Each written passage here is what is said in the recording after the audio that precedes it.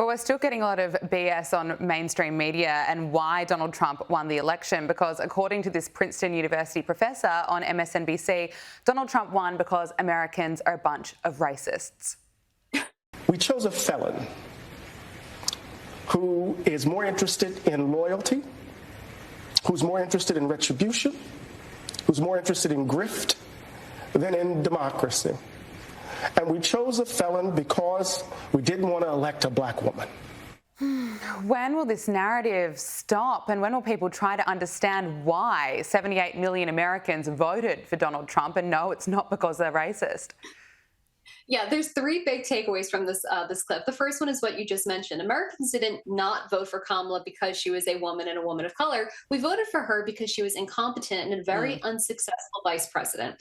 The second point is that the reason that Donald Trump is a felon, how can Americans vote for him? Most Americans see that conviction for what it was. That was lawfare. That was a result of a sham trial that was led by left-wing activists in New York. The Department of Justice, the Southern District of New York, they declined to bring those charges. So they knew that this was all politicized, so that doesn't hold any weight. Last but not least, American education institutions are not worth the money that you pay for them. This is a Princeton professor. He is indoctrinating his students. There's more out there like him. So I think this is a wake-up call to parents and young students. Don't waste your money on these universities because you're not getting more bang for your buck here. Well, to that point, I'm not sure how this Princeton professor is going to feel about the Trump administration's funding cut to Princeton. The Department of Commerce is cutting $4 million in funding related to climate research for Princeton University. Last financial year, Princeton received $455 million in federal funding, so it's going to be okay. But the department said the administration's goal in terminating these funds will save US taxpayer dollars. And the Commerce Department also said that this agreement had been promoting exaggerated and implausible climate threats, contributing to climate anxiety. And we have seen so much of that over the years. It's been completely severe and hysterical. Are you pleased to see these cuts?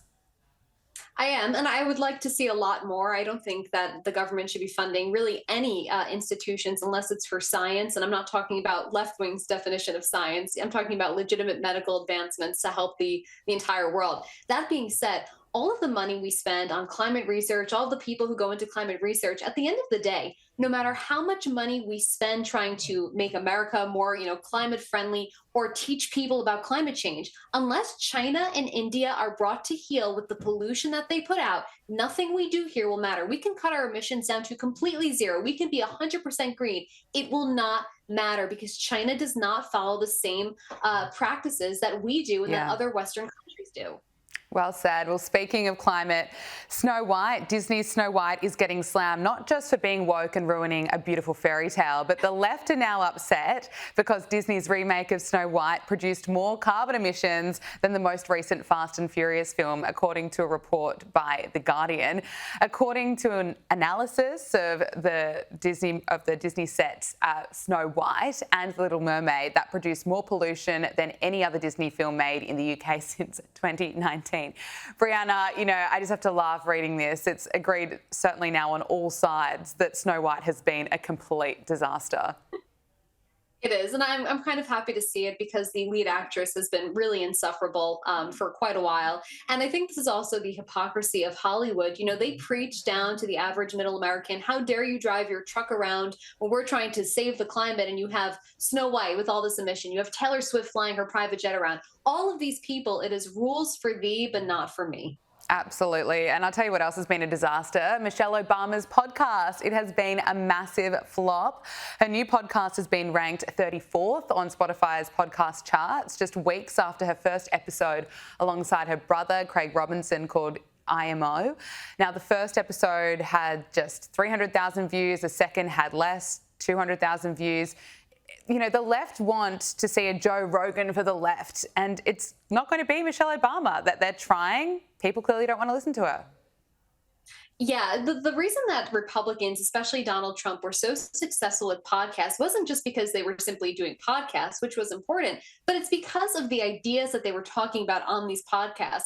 The entire country shifted right this past election. Michelle Obama has not shifted right. She's not shifted with the country. So she doesn't appeal to voters. The other problem is the Obamas at one point in American history, they were cultural trendsetters. They had some kind of grip on the American people. They don't have anymore. And I think Michelle Obama is realizing that now with these low viewers, that maybe she shouldn't have waded into the podcast world because nobody cares. Yeah, well said. Brianna Lyman, elections correspondent at the Federalist. Thank you so much for joining us.